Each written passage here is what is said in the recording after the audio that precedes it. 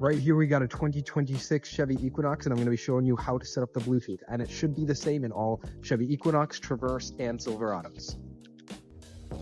Alright, so first thing you gotta do is just start the car. From there, you will look in your main section right here and find where it says audio down here in the right hand corner. From there, you will look over to the upper right hand corner and see Bluetooth.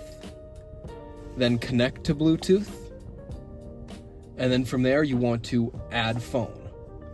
Now, I'll show you on the phone for this one, but you want to go to Settings, you want to go to Connections, Bluetooth, and then you will find it down here where it says Chevrolet 9056. Now, each Chevy will come with its own series of numbers at the end. This one is 9056. So once you see it down at the bottom, just press Connect. It will start pairing for you. It will give you a code both on the screen here and on your screen. Make sure that those are the same pairing number. Press pair on both. And boom, press enable.